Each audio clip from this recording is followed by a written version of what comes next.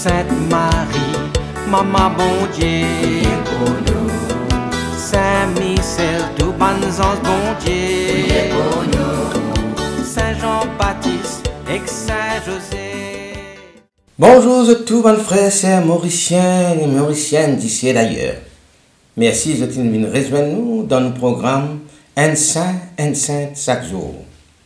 Dans ce programme-là, nous prenons l'occasion de faire connaissance avec ban saint, ban sainte, que l'Église invite nous pour célébrer chaque jour. Et aussi, nous demandons de prier pour nous, intercéder pour nos familles. Aujourd'hui, le 17 septembre, l'Église invite nous à célébrer mémoire Sainte Hildegarde de Bingen. Sainte Hildegarde, patronne ban musicien, ban écrivain, ban médecin, ban naturaliste, ban apothicaire, ban écologiste et ban qui recherche la sagesse spirituelle. Et nous profitons de l'occasion pour saluer ban Hildegarde, ban Hilda. Imaginez une petite fille, sur la santé pas trop correcte, fragile, et qui confiait depuis ce très jeune âge un monastère sur les rives du Rhin, c'est-à-dire en Allemagne. Il grandit dans le silence cloîtré, entouré avec un chant liturgique et la prière. Mais dans sa calme apparent, il y a la lumière intérieure qui peut éveiller.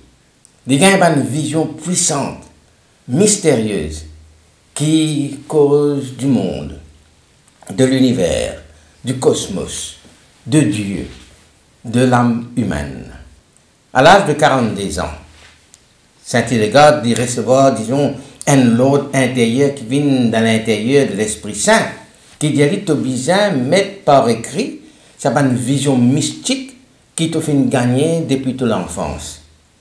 Alors il hésitait un peu d'abord, parce que par humilité, il pensait qu'il s'il met trop de l'affaire là, il raconte tout ça de l'affaire là par écrit, il n'est pas capable de prendre, c'est pas pour mettre de l'avant. Donc par humilité, il hésitait, il n'est pas refusé totalement, mais il n'est pas sûr. Mais il tombe malade gravement. Et dans un sens, il y a une chantage que l'Esprit Saint fait à lui. C'est seulement quand on peut accepter pour écrire ton premier ouvrage, tu vas mettre ta vision là par écrit, qui te peut gagner ta guérison. Alors, il écrit ce premier ouvrage qui s'appelle Scivias, c'est-à-dire connaît ton chemin ou bien connaît les voies qui retrouve la santé. Ça, l'épisode là, donc, il démontrait que sa mission, ce n'était pas une ambition personnelle, mais une obéissance douloureuse et coûteuse au plan de Dieu. Il obéir au plan de Dieu. Et par obéissance, justement, il met par écrit toute cette bonne vision, et là, le monde commence à découvrir sa pensée, mais une pensée qui a une modernité étonnante.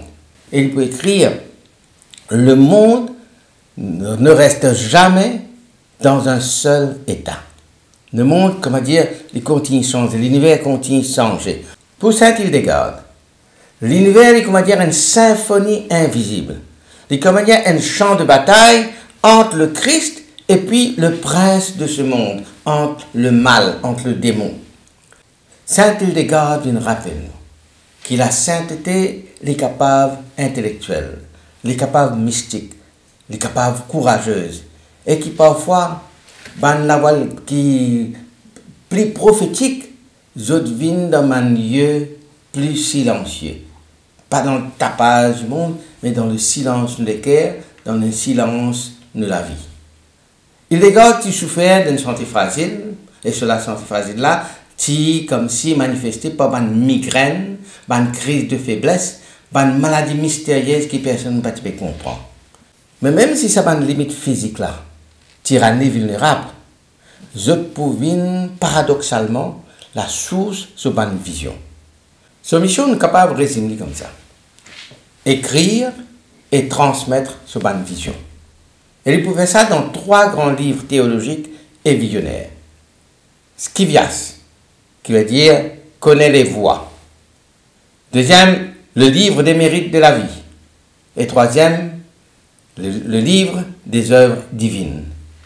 Il vous compose une musique sacrée, parce que rappelle bien, c'était la réforme grégorienne, le contexte de la réforme grégorienne. Il compose plus de 70 chants liturgiques, pièces de théâtre, musicales qu'il a publiées.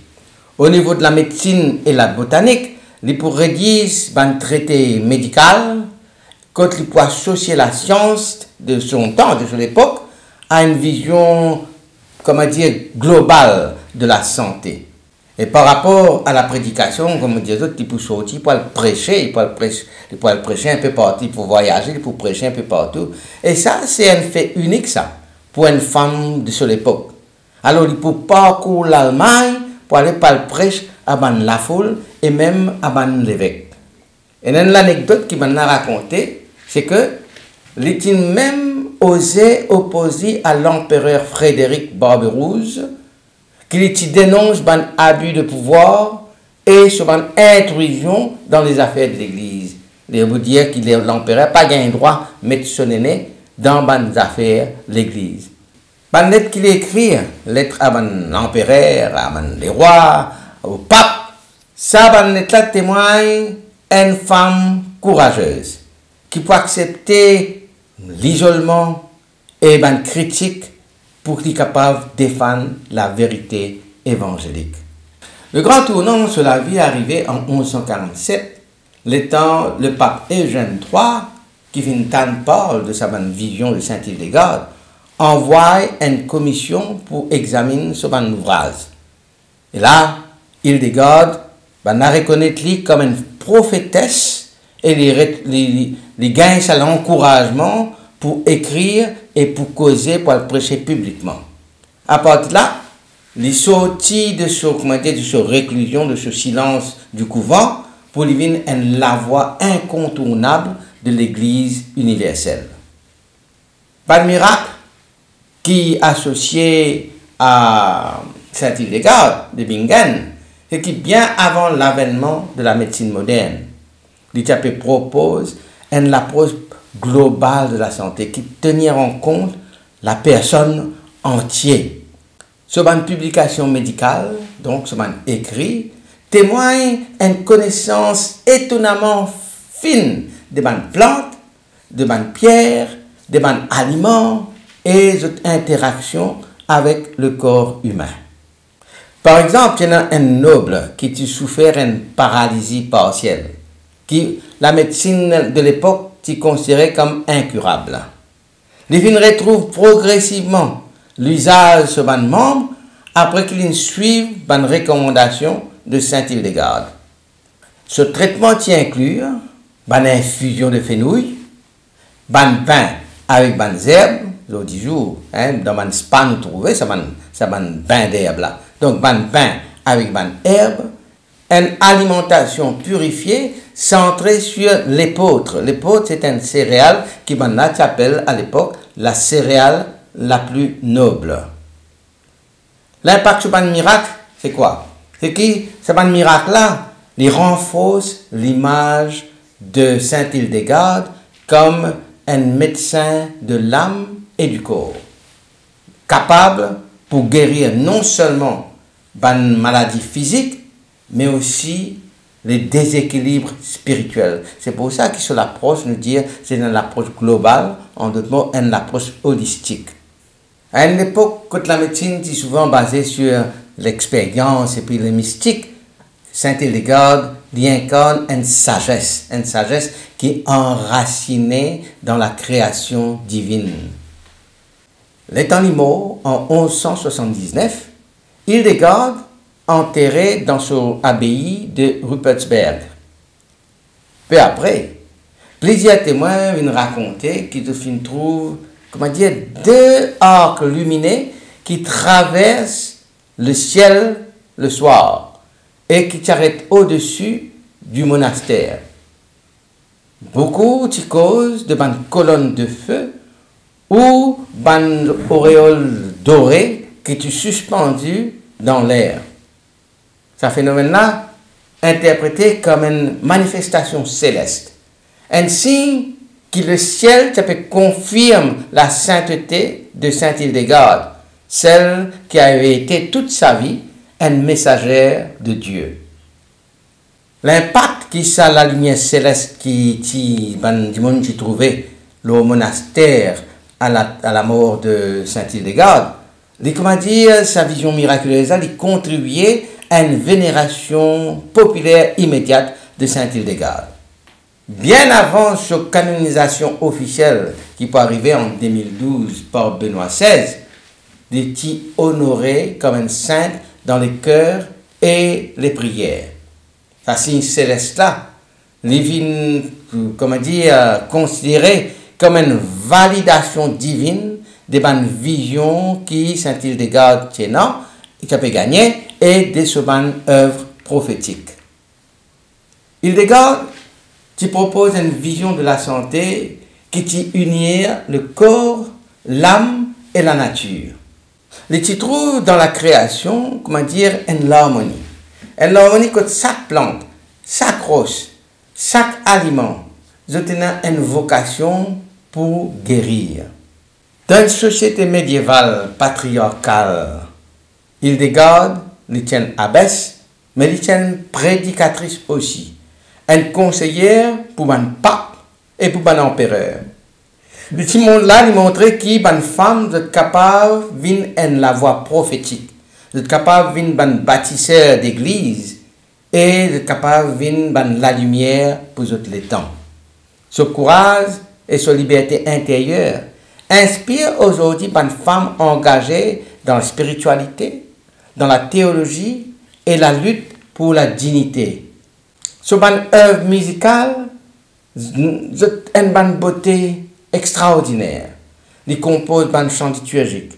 Et ban chants là, c'est une intensité mystique très rare qui, jusqu'à aujourd'hui, touche encore le cœur moderne qui peut rôder la beauté, la paix intérieure, qui peut rôder la transcendance. L'âme est une symphonie et l'homme doit être harmonie. Ça, c'est une phrase qui résume sa vision cosmique. L'être humain est appelé à accorder lui-même à la musique divine dans un sens. L'âme est une symphonie, l'homme doit être harmonie. Le péché, c'est une dissonance, c'est-à-dire que le péché désaccorde ça l'harmonie-là. La vertu, ça, c'est l'harmonie.